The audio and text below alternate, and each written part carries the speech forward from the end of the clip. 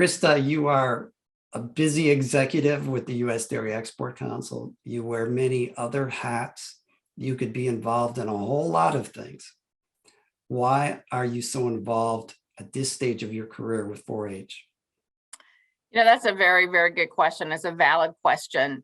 There are a couple of reasons. One, just in general, I was taught to give back, to help those who helped you.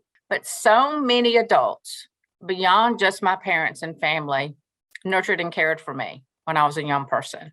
Our county agent, this makes me a little emotional, Clifford Lee, one of the greatest men I ever knew, was our county agent.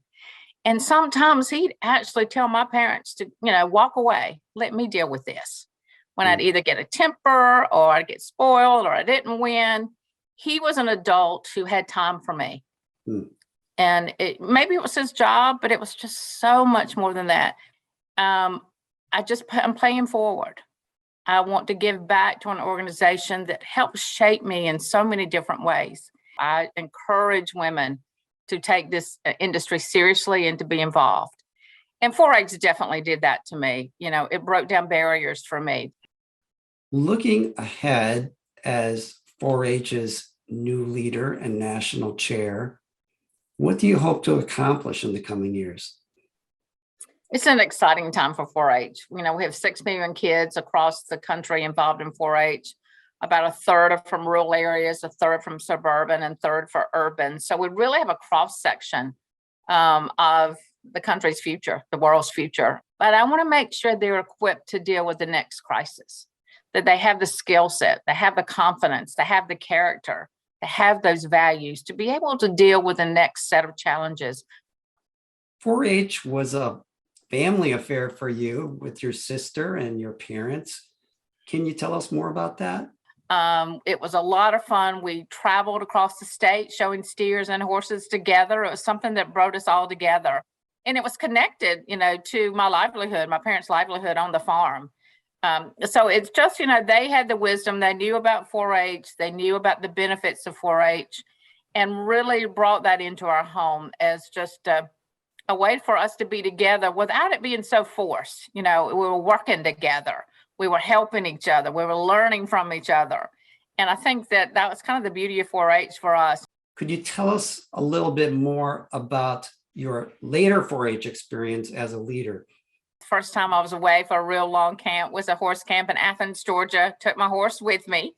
And it was a learning experience. And I loved it so much I went back. And I have to tell you, I cried those first few nights away from home.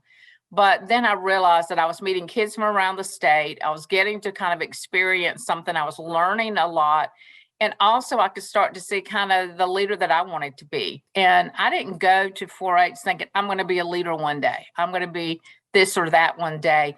But somehow or another, it kind of challenged you to find those places in you and maybe those ambitions. What values did you personally take away from your 4-H experience? So it really built into me that sense of responsibility, that when you take on a task, you see it through. Mama would never let us quit anything that we started. We had to see it all the way through. And 4-H was a big part of that. Honoring your commitments was a big part of what I learned through 4-H. A lot of just, basic values that you don't realize you're learning. It's like not someone's hitting over you the head with it.